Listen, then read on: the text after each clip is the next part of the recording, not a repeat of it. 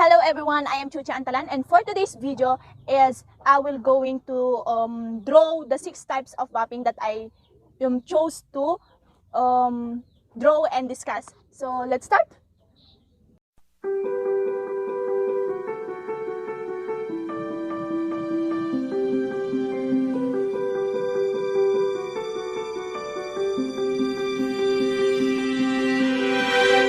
I close my eyes and I can see a world that's waiting up for me, that I call my own.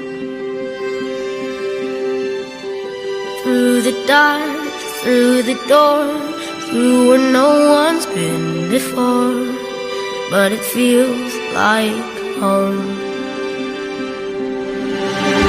They can say it all sounds crazy.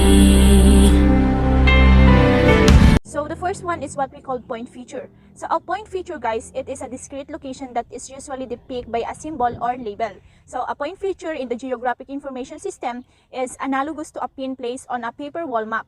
The different symbols are used to depict the location of crimes, motor vehicle accidents, traffic signs, buildings, base stations, and cell phone towers. So the map that you can see is that what we call point feature. Second one is what we call line feature. So a line feature is a geographic feature that can be represented by a line or set of lines. So the map below shows how different types of geographic features such as railways, streets, and rivers can be represented by a line in a GIS.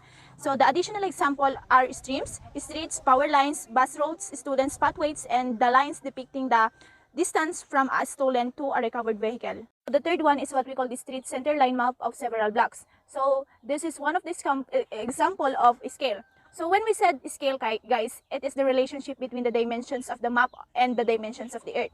So it is usually, the scale depends on the purpose of the analysis or map. Next is what we call polygon feature. So a polygon feature, guys, it is a multi-sided figure represented by a closed set of lines. So the map below, the largest blue polygon represent the city boundary, the green are census tracts, and the black are the census block groups. The other example of polygon features used in law enforcement would be patrol areas, beats, neighborhoods, or jurisdictions. So a polygon feature can represent areas as large as continents and as small as buildings.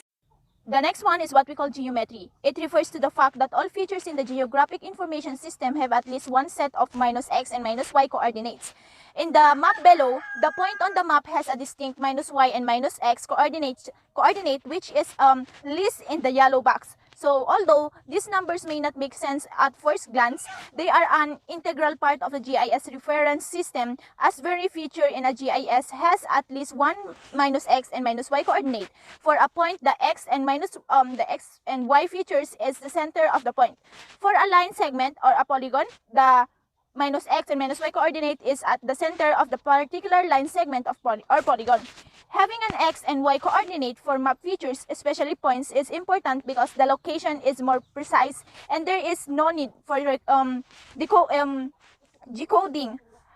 And the last one is that what we call connectivity. So connectivity refers to the streets and other linear features that is represented by segments that connect at intersections. So as noted above, data are associated with each line feature.